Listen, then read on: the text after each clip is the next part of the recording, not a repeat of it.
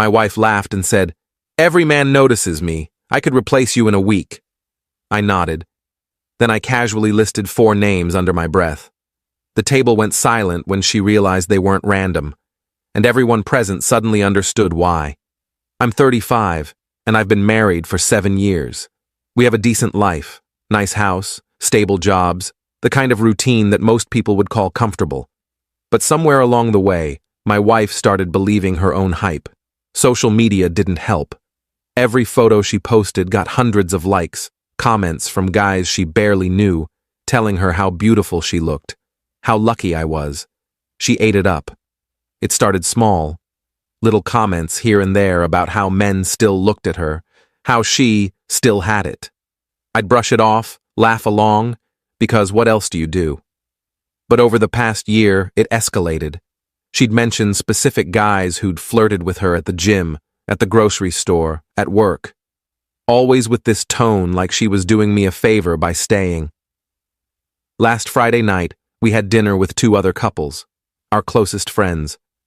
We'd known them since college, the kind of friends who've seen you at your worst and stuck around anyway. We were at this Italian place we always go to, halfway through our 2nd bottle of wine, when the conversation turned to relationships.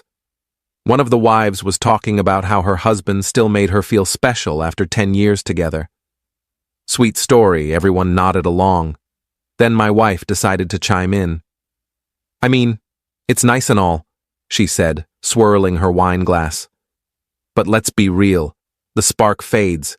You stop trying as hard. That's just marriage." I didn't say anything. I was cutting into my chicken, letting her talk.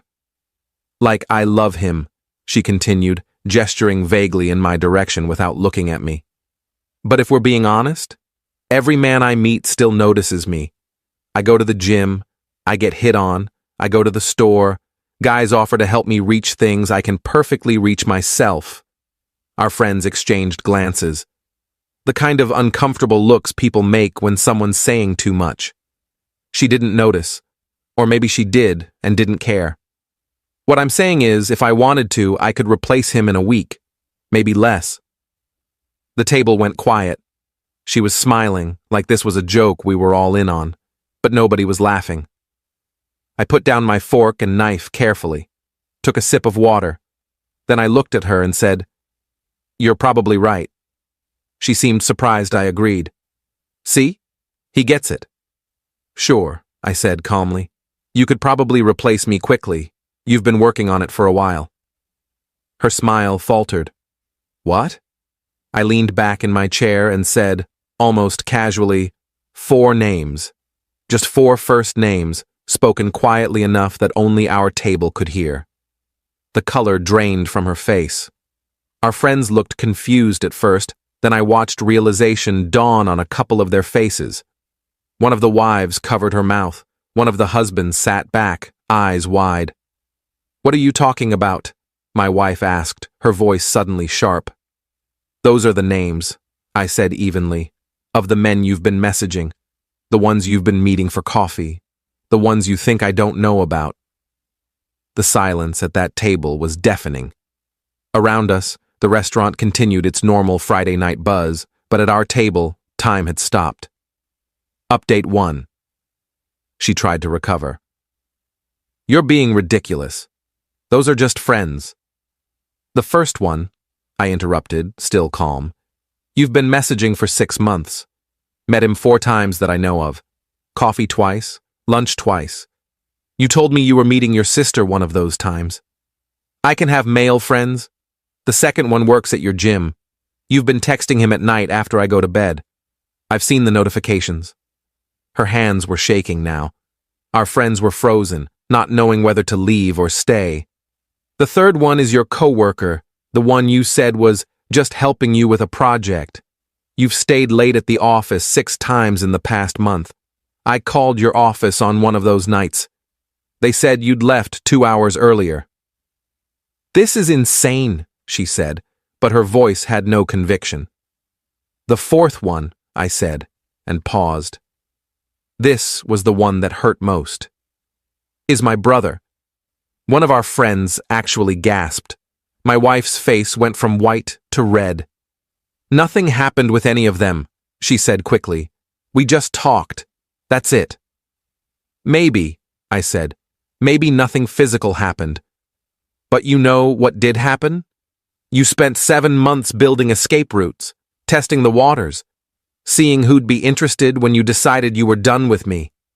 And you were stupid enough to do it all on devices and accounts I could access. You went through my phone?" She was trying to turn this around, make me the bad guy. "I pay for the phone plan," I said. "I can see every number you text. I can see the times, the frequency. And when your behavior changed, when you started staying up late, when you started going to the gym twice a day, when you started dressing nicer for work."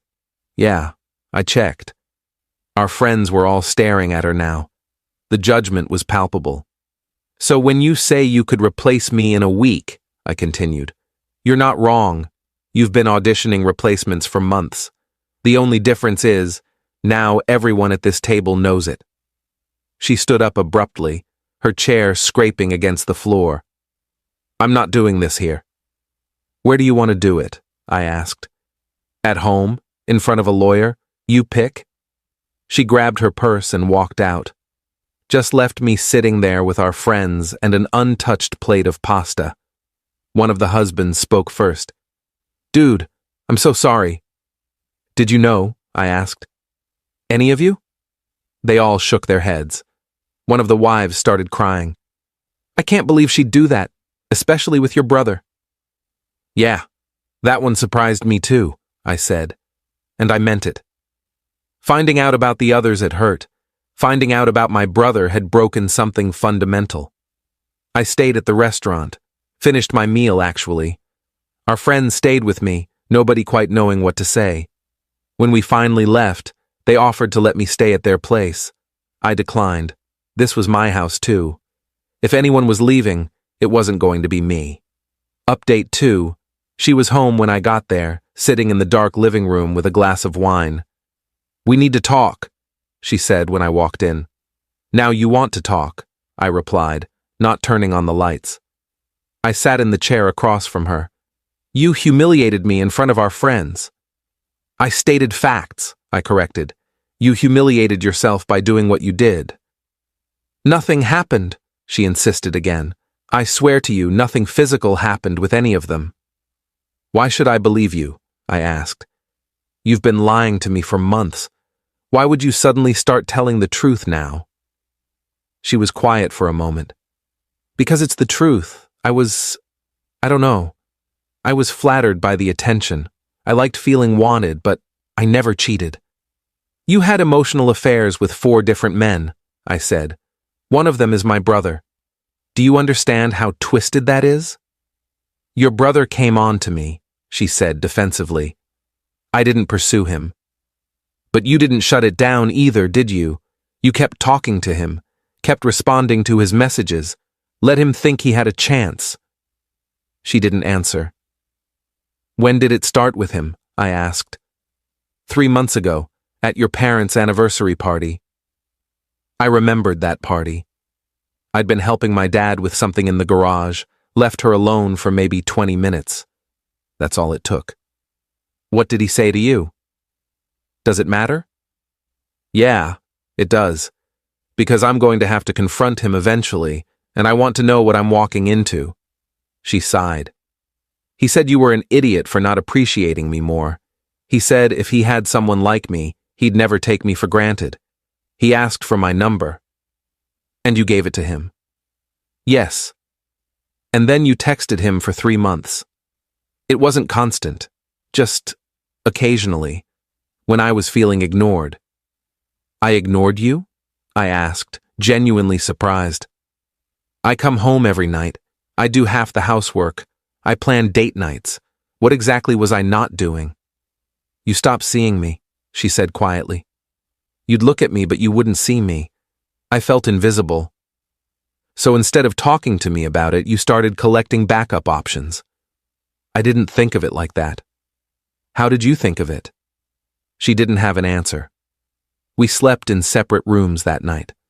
I lay awake most of the night, my mind racing, In the morning, I had a decision to make.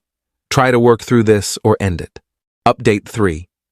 I called my brother first thing Saturday morning. He answered on the third ring, his voice cheerful until he heard my tone. "We need to talk," I said. "About what?" "About you texting my wife for 3 months." Silence. Long, damning silence. "Don't lie to me," I cut him off. "She already told me everything. I want to hear your side." He stammered for a minute, then said, "Look, it wasn't serious. We just talked. She seemed unhappy, and I was trying to be supportive." "Supportive," I repeated flatly. "You told her I was an idiot.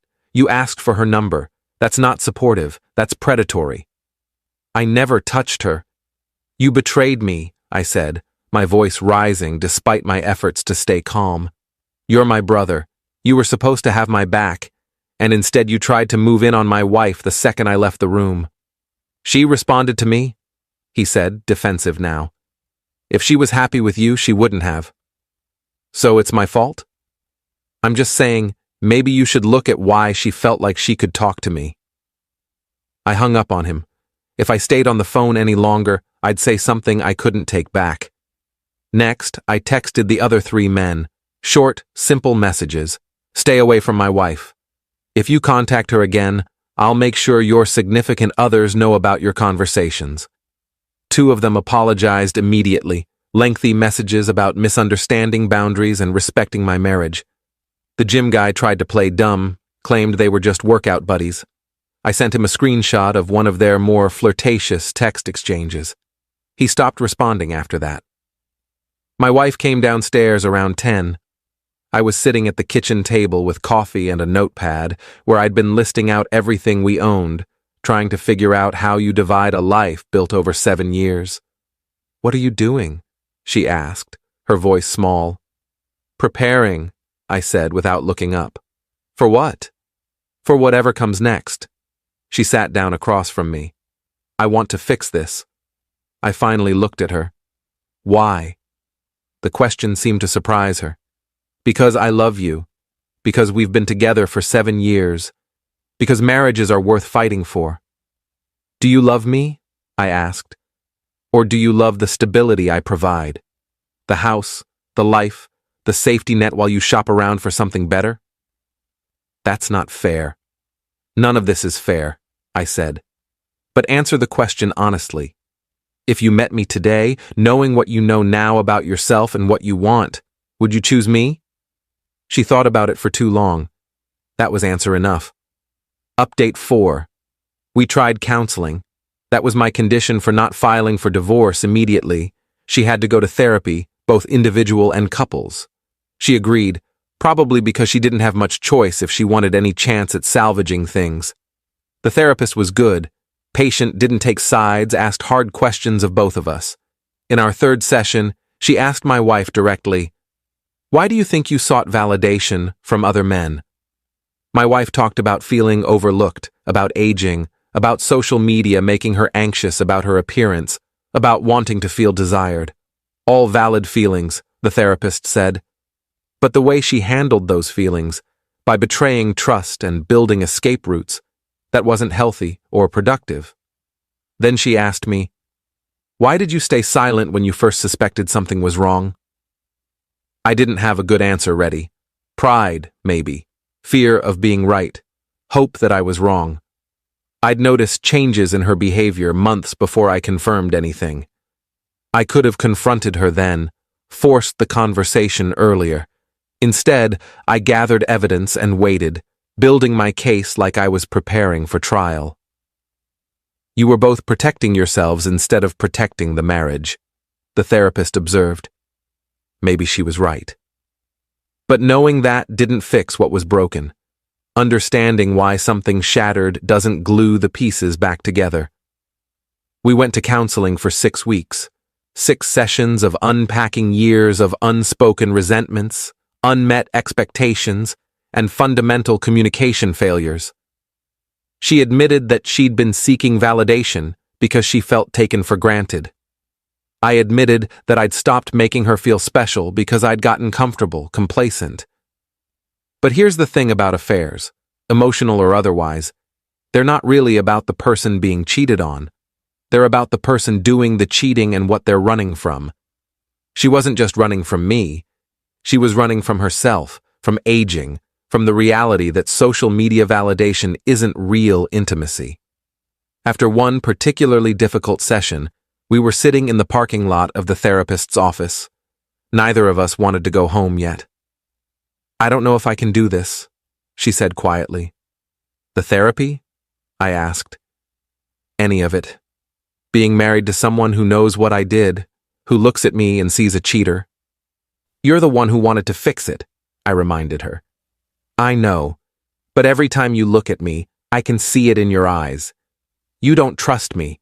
You probably never will again. And I don't know if I can live with someone who's constantly waiting for me to mess up again." "So, what are you saying? Maybe we got married too young. Maybe we've grown into different people. Maybe this is just over." I sat with that for a moment. "You want out?" "I think we both do," she said. "We're just too scared to admit it." She wasn't wrong. The marriage had been dying for longer than either of us wanted to acknowledge. The affairs were just the symptom, not the disease. Final update. The divorce was finalized 4 months ago. The process was surprisingly smooth once we both admitted it was over. She got some furniture, half our savings, her car. I kept the house, my car, my dignity. Fair trade, honestly. She moved out within 2 weeks of us deciding to separate. Stayed with a friend initially, then got her own apartment across town. We divided everything methodically, almost businesslike. There was no screaming, no fighting over possessions. We'd already done all our fighting in that restaurant and in the weeks that followed. My brother and I don't speak anymore. My parents tried to mediate, hosting a family dinner where they hoped we'd work it out. I showed up, he showed up, we sat at opposite ends of the table and barely made eye contact. Some betrayals don't have expiration dates. Maybe someday we'll work through it, but I'm not holding my breath. He sent me a long email a month after the divorce was final, apologizing and explaining that he was going through his own relationship issues and made bad choices. I read it once, then archived it without responding. Maybe someday I'll find it in me to forgive him. Maybe not. Either way, the relationship we had is gone. I'm doing better than I expected. Therapy helped. I kept going, even after the divorce was finalized. Worked through a lot of things about myself, about what I overlooked, about why I stayed quiet so long. I'm not blaming myself for her choices, but I'm owning my own patterns and mistakes. The house feels different now. Quieter, emptier, but also more honest somehow. I rearranged furniture, painted a couple rooms, made it feel like mine instead of ours. Small acts of reclaiming space. I've been on a few dates, nothing serious. Turns out starting over at 35 after a divorce is weird. Everyone has baggage, everyone's cautious, everyone's been burned before. But it's also freeing in a way. No illusions, no assumptions, just people trying to figure out if they fit together, one coffee date at a time. The friends who were at that dinner are still my friends. Closer now, actually. They've been protective of me, checking in regularly, including me in their plans. I'm the single friend now, which is a weird adjustment. But it beats sitting home alone dwelling on what went wrong. I heard through mutual friends that my ex-wife is seeing someone, the gym guy, as I suspected. They moved in together recently. I hope it works out for them. I genuinely do. Not because I'm particularly magnanimous, but because I want her choices to have meant something. I want her to have found whatever she was looking for when she blew up our marriage. Sometimes I think about that moment at the restaurant, how she said she could replace me in a week, and I just calmly listed those 4 names. The look on her face, the silence at the table. It wasn't my finest moment. Public humiliation rarely is, but it was honest. And maybe that's what our marriage lacked most. Honest moments where we said the hard truths instead of letting them fester. She taught me something valuable, though she probably didn't mean to. People will always show you who they are if you're paying attention. I spent months ignoring signs, explaining away behavior, giving her the benefit of the doubt. I won't make that mistake again. Trust but verify isn't cynicism. It's self-preservation. Would I do anything differently? Maybe confront her earlier when I first suspected. Maybe push for harder conversations when things started feeling off. But maybe not. Maybe this was the only way it could have ended, and trying to rewrite history is just a way of avoiding the present. Life goes on. That's the thing nobody tells you about divorce. It feels apocalyptic when you're in it, like your entire world is ending. But then one day you wake up and realize you're okay. Different, sure. Changed, definitely. Scarred, absolutely. But okay. And okay is enough to build on. I'm not bitter anymore. I was for a while, bitter and angry and hurt. But those feelings fade when you stop feeding them. Now I just feel free. Free from pretending. Free from a relationship that had been dying for longer than either of us wanted to admit. Free to figure out who I am outside of being someone's husband. The house is quiet tonight. I'm sitting on my back porch with a beer, watching the sun set, and for the first time in months, I feel something close to peace. Not happiness, not yet, but peace. And that's a start. My girlfriend said, "I didn't cheat. I just developed a connection with someone I met on the trip." I asked, "While we were still together?" She said, "It's not that simple." I replied, "It is now." When she came back from her deep connection and saw who handed her the packed suitcase at the door, she forgot how to speak. I'm Daniel, 34, and 3 weeks ago my girlfriend of 4 years came back from a work conference and told me she'd developed a connection with someone else. The way she tried to reframe cheating as some kind of spiritual awakening would have been funny if it hadn't been destroying my life. What she didn't expect was how quickly I'd be done, or who I'd have waiting at the door when she came back for her things. Lauren and I had been together since we were both 30, met through mutual friends, fell into an easy relationship, moved in together after a year. She worked in tech sales, I'm in software development. We had a good life. Nice apartment, traveled twice a year, talked vaguely about marriage. I thought we were solid. 2 months ago, Lauren's company sent her to a conference in Austin. 5 days, all expenses paid, networking and panels about industry trends. She'd been excited about it for weeks, new city, chance to make connections, break from routine. I'd been supportive, told her to have fun, bring me back a weird Texas souvenir, the usual. She left on a Monday morning. I drove her to the airport, kissed her goodbye, told her I'd miss her. She smiled and said she'd call every night. And she did call. Tuesday night, Wednesday night, Thursday night. The conversations were normal. She told me about panels she'd attended, restaurants she'd tried, people she'd met. Nothing seemed off. Friday night, she didn't call. I texted around 10 p.m. "Everything okay?" She responded 2 hours later. "Sorry, late dinner with colleagues, exhausted. Talk tomorrow." Saturday morning she texted, "Extending trip by 2 days. Some people are staying through the weekend to explore the city. Okay with you?" I didn't love it, but it wasn't unreasonable. "Sure, have fun, miss you." She came home Monday evening instead of Saturday.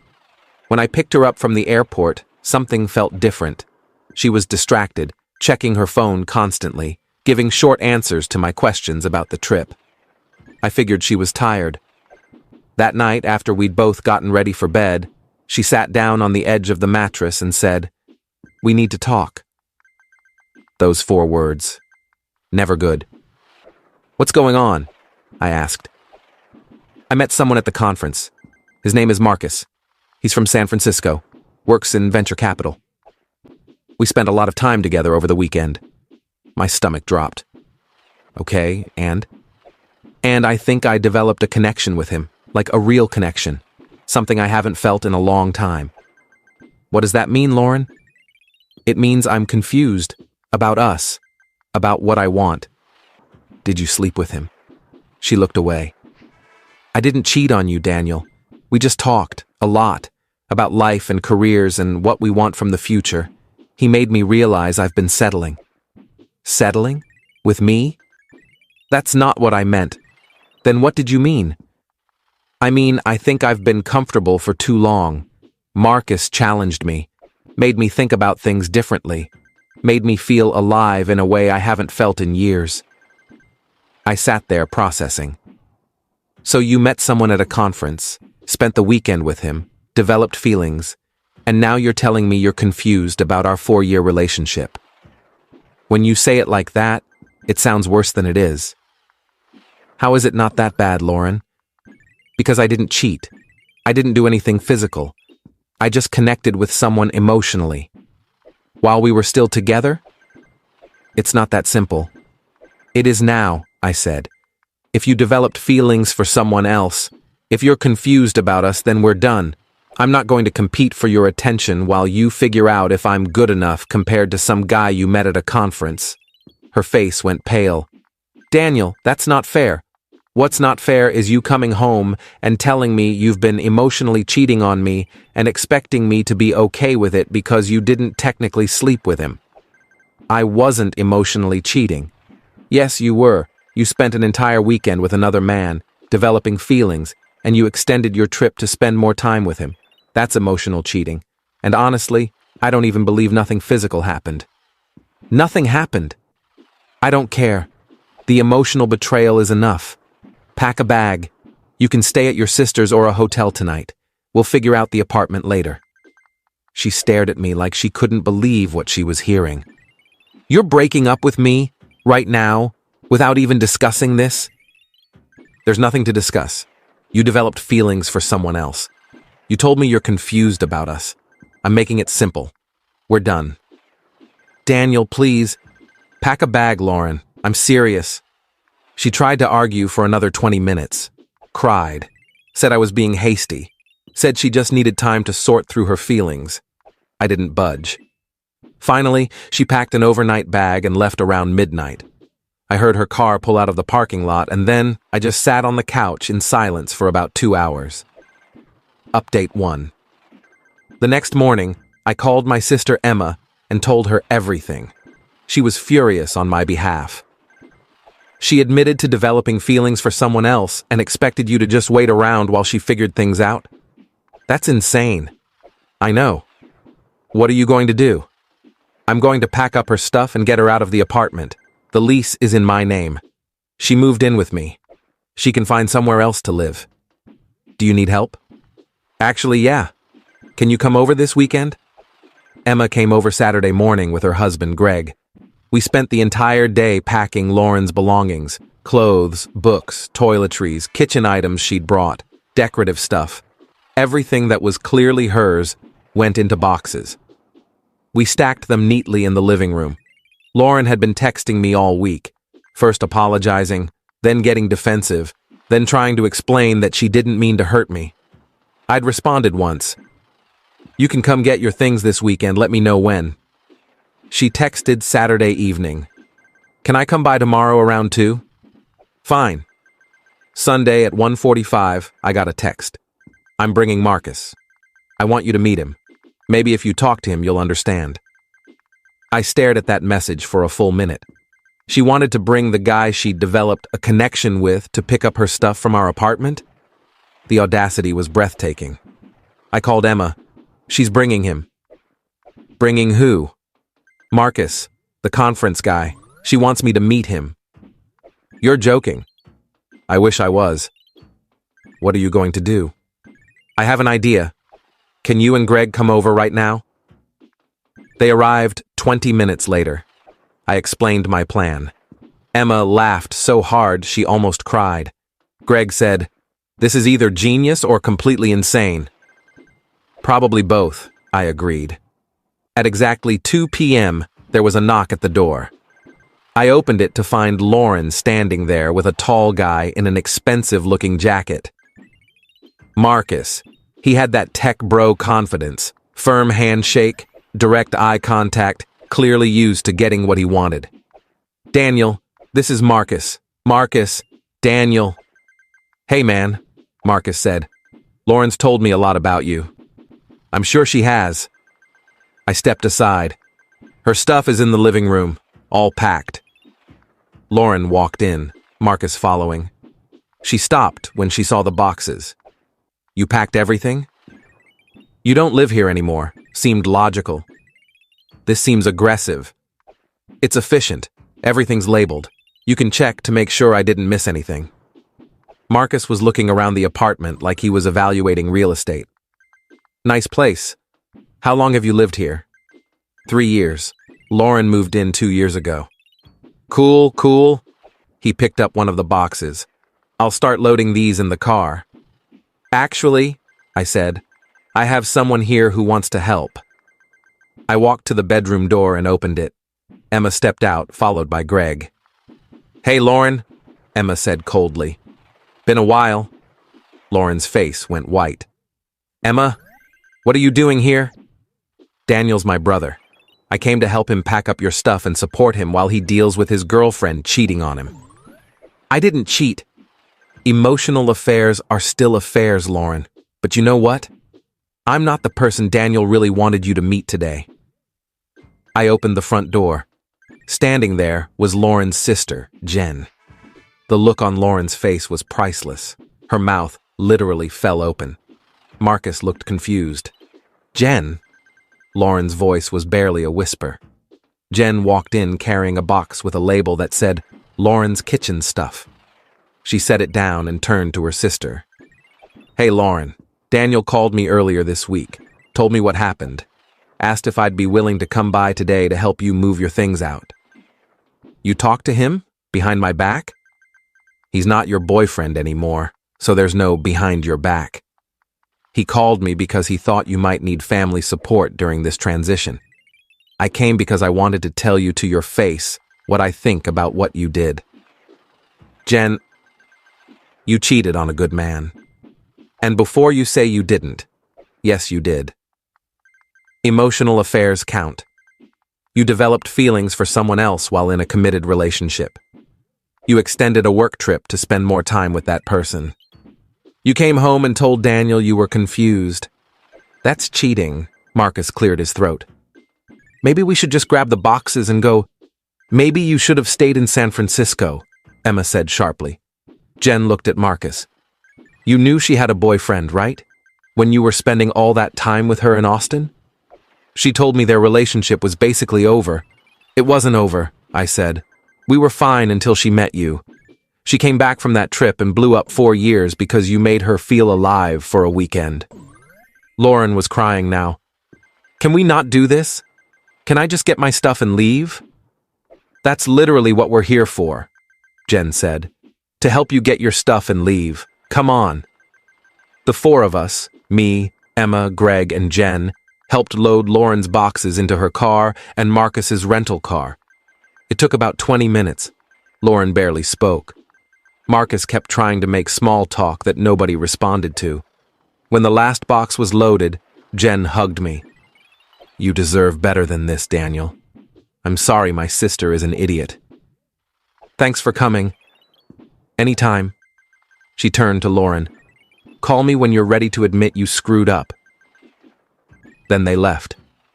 I closed the door and stood in my apartment. Our apartment. Now just my apartment. And felt this strange mix of sadness and relief. Update 2. The fallout was immediate. Jen apparently had a long conversation with Lauren that night and told her exactly what she thought about the situation. Lauren called me the next day crying, saying I'd humiliated her by having her sister there. You humiliated yourself by bringing the guy you cheated with to pick up your stuff, I replied. I wanted you to understand. Understand what? That you fell for someone else? I already understood that. You made it very clear. Jen won't even talk to me now. My own sister is taking your side. Maybe that should tell you something. She hung up on me. Over the next week, the story spread through our mutual friend group. Reactions were mixed. Some people thought I'd been too harsh. Most thought Lauren had made a series of terrible decisions and was now facing consequences. Marcus apparently went back to San Francisco after that weekend. Lauren texted me about it 2 weeks after she'd moved out. Marcus and I aren't together. The distance is too hard. He said it's not the right time. I didn't respond. 3 weeks after the breakup, Lauren asked to meet for coffee. I agreed, mostly because I wanted closure. She looked tired when she sat down across from me. I made a huge mistake. Yeah, you did. Not just with Marcus. With us. I threw away something real for something that turned out to be nothing. What did you expect? You fell for some guy you spent a weekend with. That's not a foundation for a relationship. I know that now. Good for you. Daniel, is there any chance? No, there's no chance. Even if Marcus hadn't existed, even if you'd just come home and said you wanted to break up, we'd be done. But the way you did it, the emotional cheating, the bringing him to the apartment, the complete lack of respect for what we had, there's no coming back from that. I still love you. I don't believe you. I think you love the stability I provided. I think you love not being alone, but you don't love me. If you did, you wouldn't have done what you did. She cried. I didn't comfort her. We finished our coffees in silence and then went our separate ways. Final update. It's been 4 months since Lauren came back from Austin and told me about her connection. 4 months since I packed her things and had her sister hand her a suitcase. I'm doing okay now. Better than okay, actually. I kept the apartment. Lauren moved in with a friend temporarily and then found her own place about 6 weeks ago. We don't talk. I blocked her on social media after she posted something vague about learning to forgive yourself that was clearly directed at me. Jen and I have stayed in touch. We get coffee occasionally. She apologized multiple times for her sister's behavior, which I told her wasn't necessary.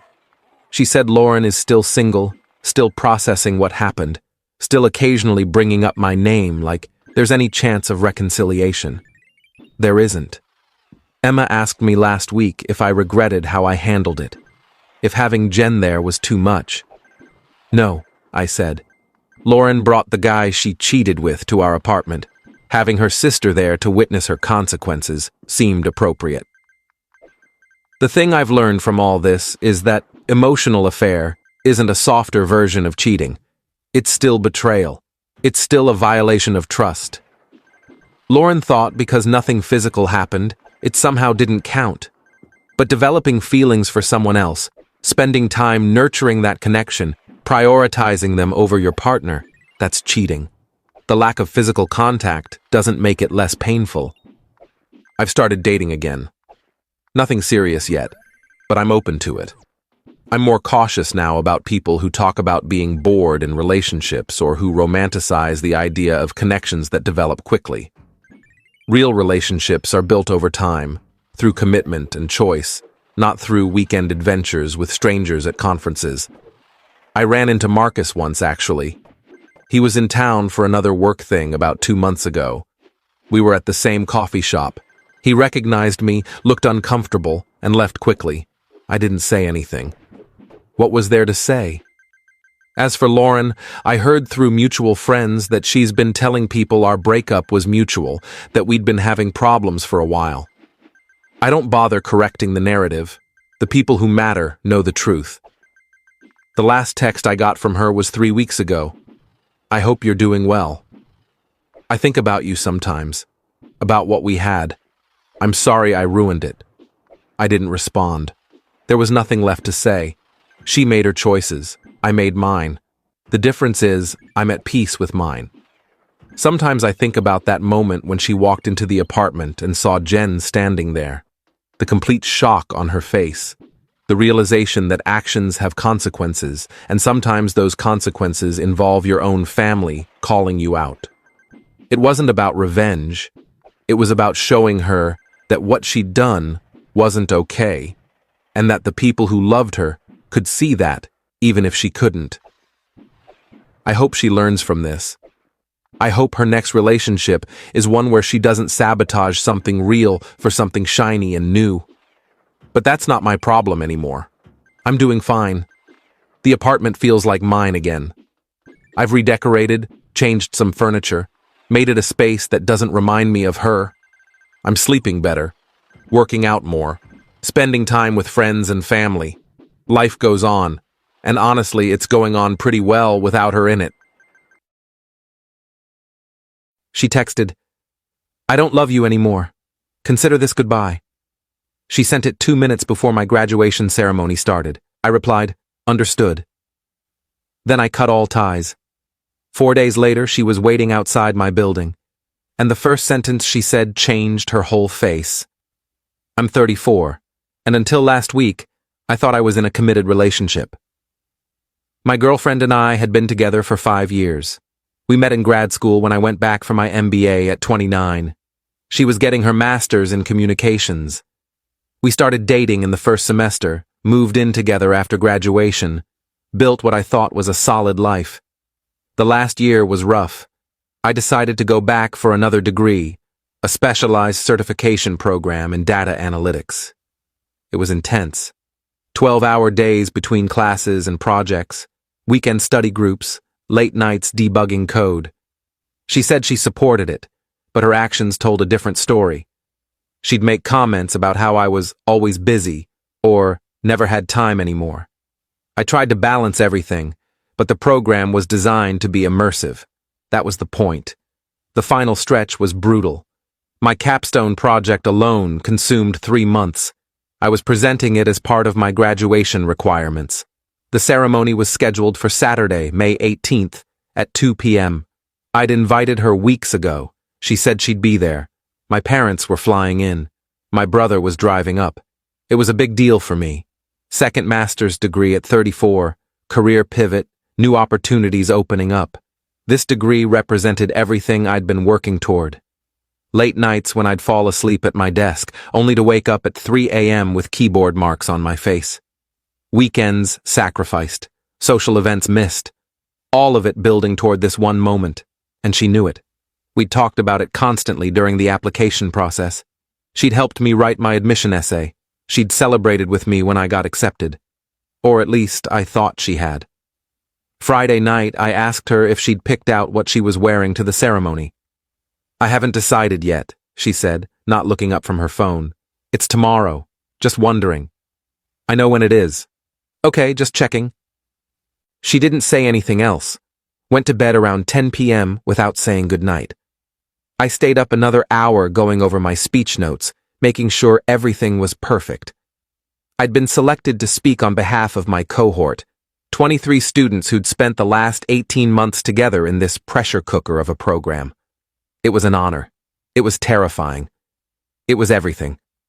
Saturday morning, I woke up at 7 a.m.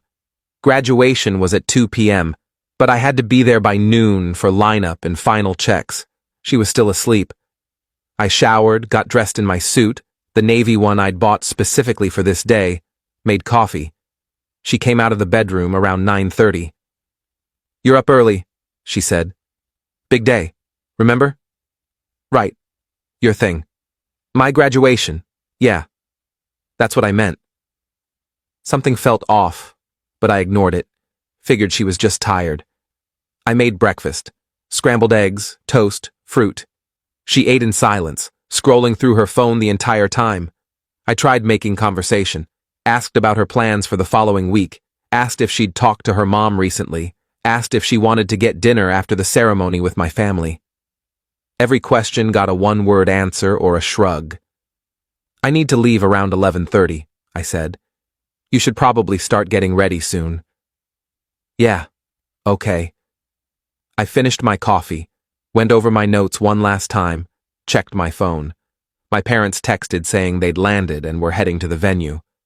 My brother confirmed he was on his way.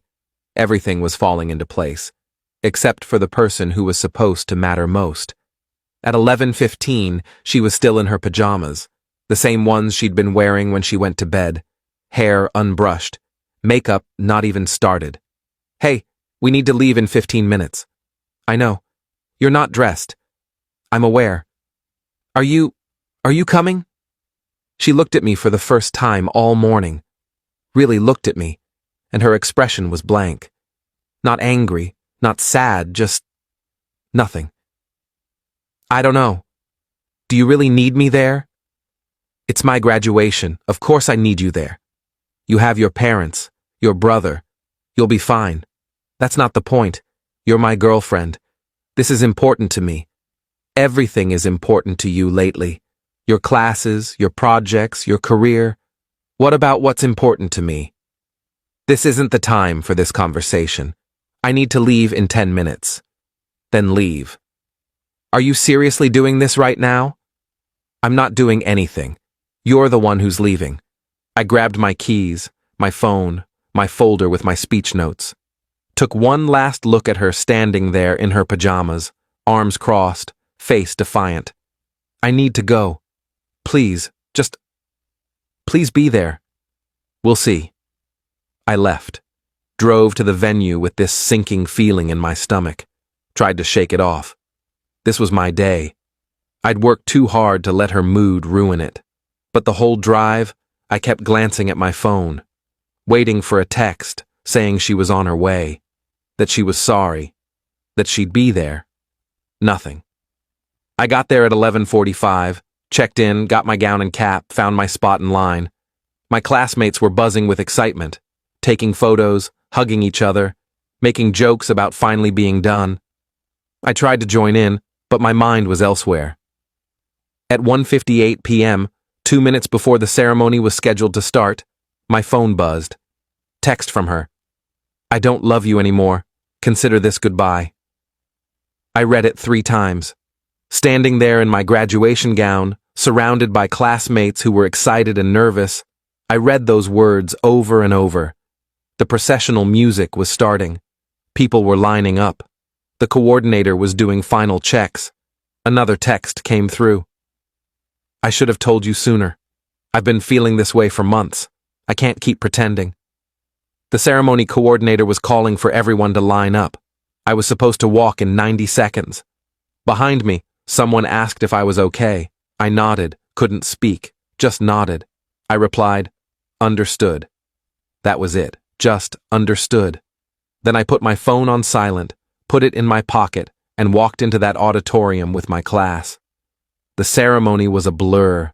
I heard my name called, walked across the stage, shook hands, accepted my diploma, smiled for photos, gave my speech, every word memorized, delivered on autopilot, got a standing ovation.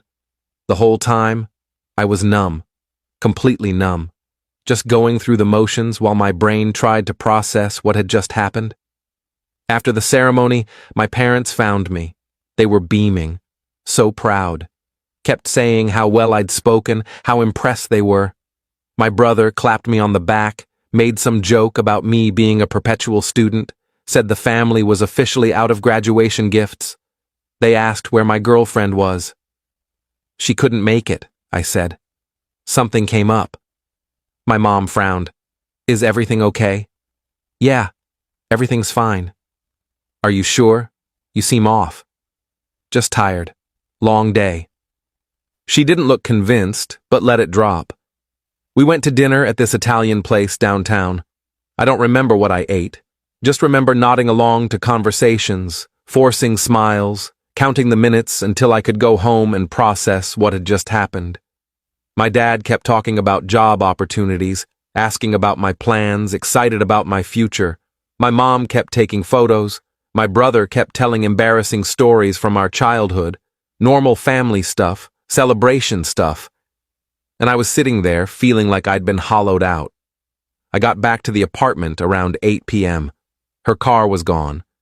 Most of her stuff was still there, but her laptop was missing, her phone charger, her jacket, her favorite shoes, like she'd grabbed essentials and bolted, like she'd planned this, like she'd known exactly what she was going to do and when. I sat on the couch and finally let myself feel it. She'd ended a 5-year relationship via text. 2 minutes before one of the most important moments of my life. Couldn't even wait until after. Couldn't even do it in person. Couldn't even give me the dignity of a conversation. 5 years. Gone. In a text message. Timed for maximum impact. I opened my phone and blocked her number. Blocked her on all social media. Instagram, Facebook, Twitter, everything. Deleted our photos, all 1,247 of them. 5 years of memories. Gone. Went through the apartment and packed up her stuff. Everything I could find that was clearly hers. Clothes, toiletries, books, that stupid decorative pillow she loved that I always thought was ugly. Boxes in the spare bedroom, labeled, organized, done. Then I went to bed.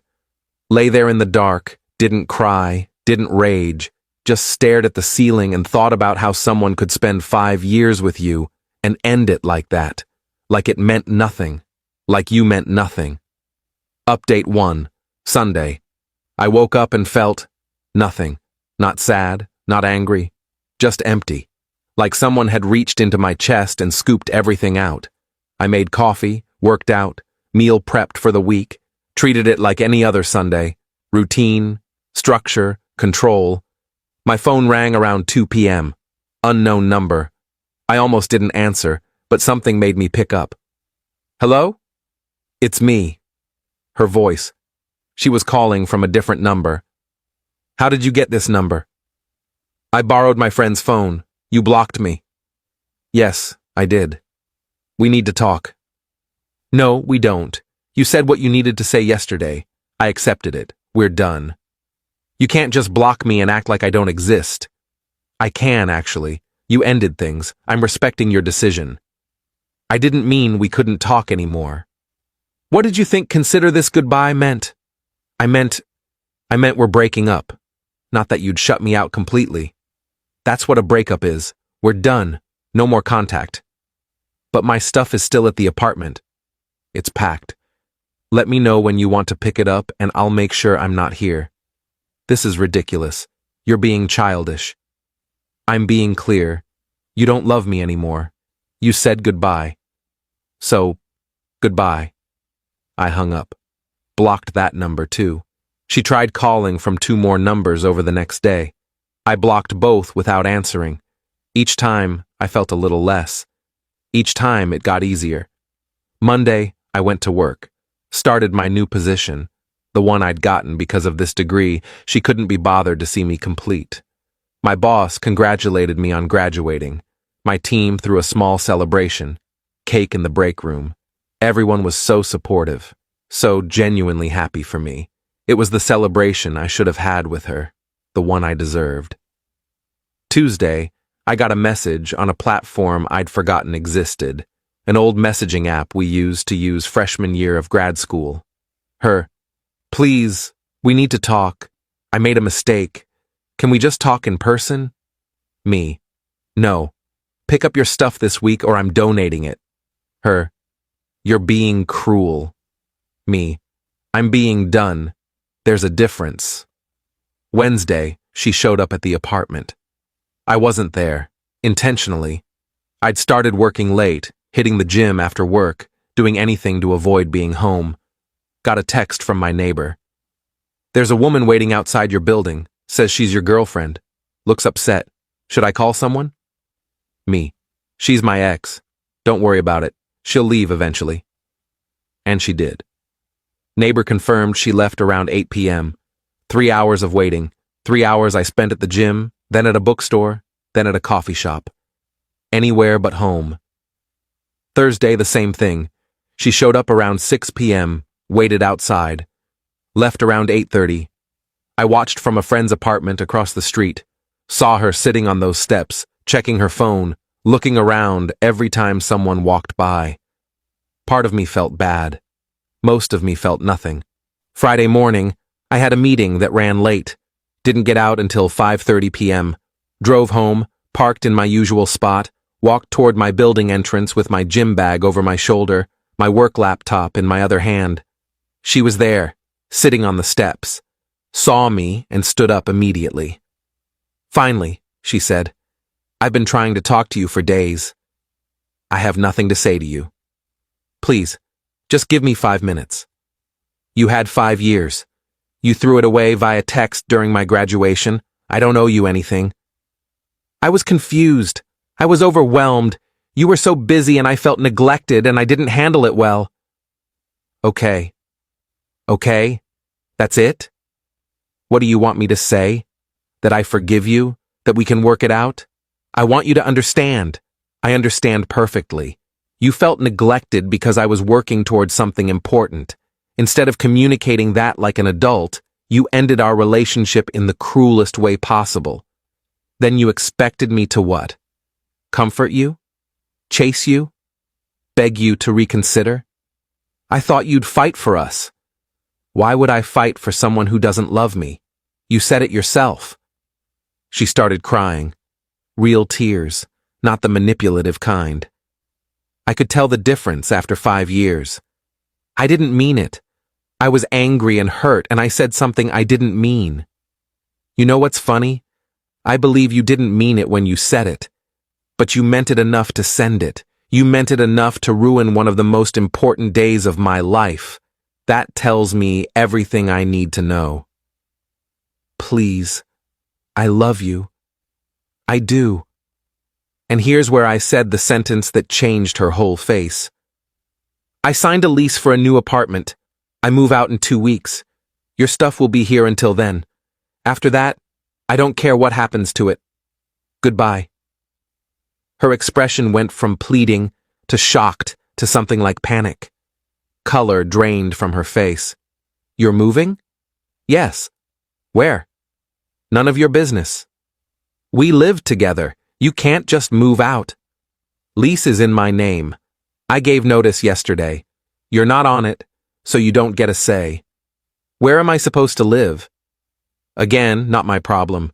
You ended this. Figure it out. This is crazy. You're throwing away 5 years. No, you did that.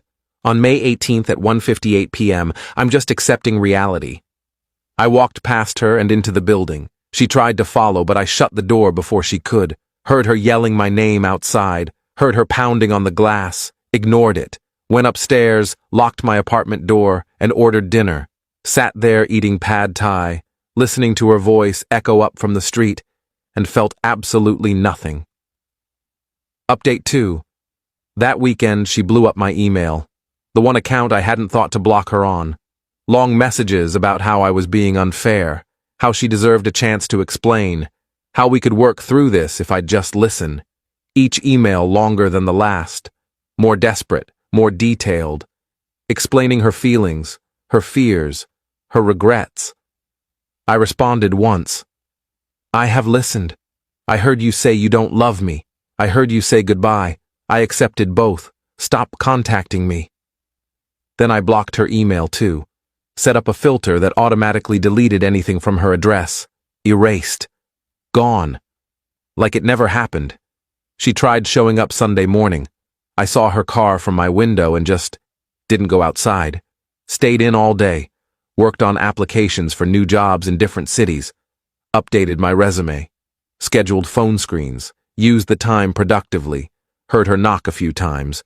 Heard her call my name. Ignored all of it. Monday, I told my landlord about the situation. He was understanding. Said he'd seen this kind of thing before. Moved my move-out date up to that Friday instead of 2 weeks out. Said he'd waive any fees given the circumstances. Good guy. Asked if I needed him to call the police if she showed up again. I said maybe. We'd see. I started packing immediately.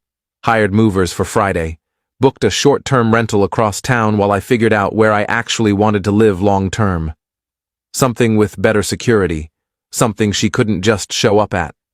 Wednesday, she figured out I was moving sooner and started leaving stuff on my doorstep.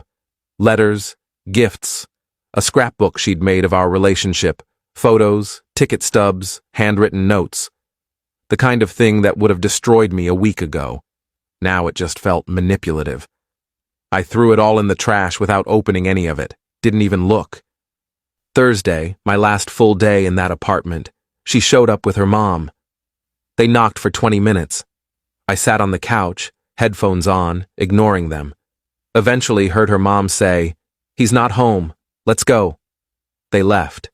I watched from the window as they got in the car. Saw her mom hug her. Saw her crying. Felt nothing. Friday, movers came at 8 a.m. We were done by 11. I left my keys with the landlord, sent her one final text from a new number she wouldn't recognize. Your stuff is in storage unit 247 at the facility on Oak Street. Code is 4832, paid through the end of the month. After that, it's your responsibility. Then I blocked her on that number too and drove to my new place. New apartment, new neighborhood, new start. Clean break, complete severing. Update. 3.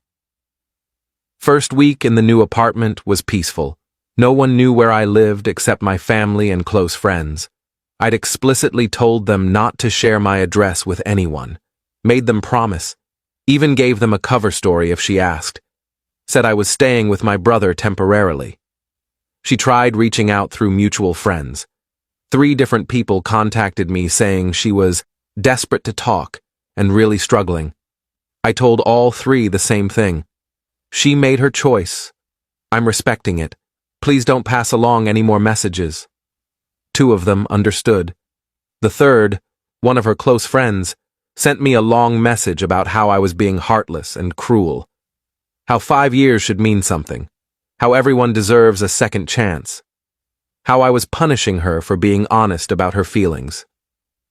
I responded, she ended a 5-year relationship via text 2 minutes before my graduation ceremony.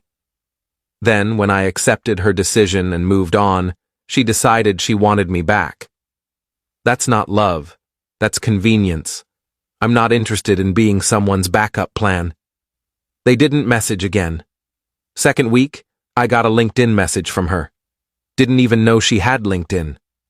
The message was professional sounding at first, congratulating me on my graduation and new position, then devolved into personal stuff about missing me and making mistakes. How she'd been wrong. How she wanted to fix things. How she'd do anything. I didn't respond. Just restricted her access to my profile. Made everything private. Cut off that avenue too. Third week, she showed up at my job. Security called me down to the lobby. There's a woman here claiming to be your girlfriend. She's insisting she needs to see you, says it's an emergency. My stomach dropped. She's not my girlfriend. We broke up. Please ask her to leave. She's refusing, says she'll wait as long as it takes. Should we call the police? If she won't leave voluntarily, yes. She left before it came to that, but not before causing a scene that had several co-workers asking me what was going on.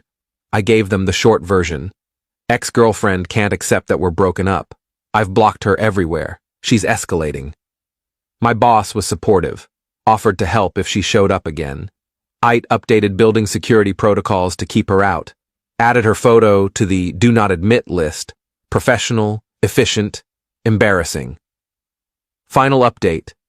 It's been 6 weeks since graduation. 6 weeks since that text. I'm in my new apartment, settled into my new routine, actually enjoying life.